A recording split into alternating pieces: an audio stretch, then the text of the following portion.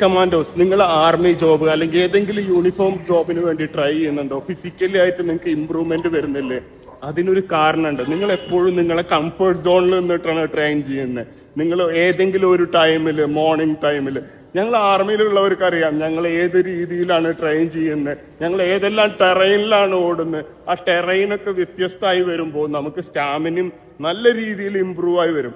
അതുകൊണ്ട് നിങ്ങൾ ഇടയ്ക്കിടയ്ക്ക് നിങ്ങളുടെ ആ ടൈമിങ്ങിന് ചേഞ്ച് വരിക. മോർണിംഗിനെ ഈവനിങ് ആക്കുക, അല്ലെങ്കിൽ സമയം കിട്ടുകയാണെങ്കിൽ ഗ്രൗണ്ടിൽ പോയിട്ട് നൈറ്റിൽ ഓടുക. അങ്ങനെ ഓരോ സജഷൻസ് നമ്മളെ മൂഡിനെ ചേഞ്ച് ആക്കുമ്പോൾ, നമ്മളെ സ്റ്റാമിനയിലും നമ്മളെ സ്ട്രെയിനിലും വ്യത്യാസം വരുമ്പോൾ നമുക്ക് ലൈഫിൽ ചേഞ്ച്മെന്റ് ഉണ്ടാവും, നമുക്ക് ഇമ്പ്രൂവ്മെന്റ് ഉണ്ടാവും. അതേപോലെ തന്നെയാണ് കൺസിസ്റ്റൻസി ആയിട്ട് ട്രെയിനിങ് ചെയ്യുക. ആ ട്രെയിനിങ്ങിൽ നിങ്ങൾ ഒരു ദിവസം 3K ചെയ്യുമ്പോൾ 5K ചെയ്യുക. അങ്ങനെ വ്യത്യസ്തമായ രീതിയിൽ നിങ്ങൾ ട്രെയിനിങ് ചെയ്യുമ്പോൾ നല്ല രീതിയിൽ ഒരു ദിവസം ഫൈനലി നിങ്ങളുടെ ആ ഡേയില് ഫൈനൽ റേസിൽ നിങ്ങൾക്ക് നല്ല രീതിയിലൊരു അച്ചീവ്മെന്റ് ഉണ്ടാക്കാൻ കഴിയും. All the best. അപ്പോൾ ഫിസിക്കലായിട്ട് ഇമ്പ്രൂവ് ചെയ്യാൻ വേണ്ടി ഫോളോ ചെയ്യാം.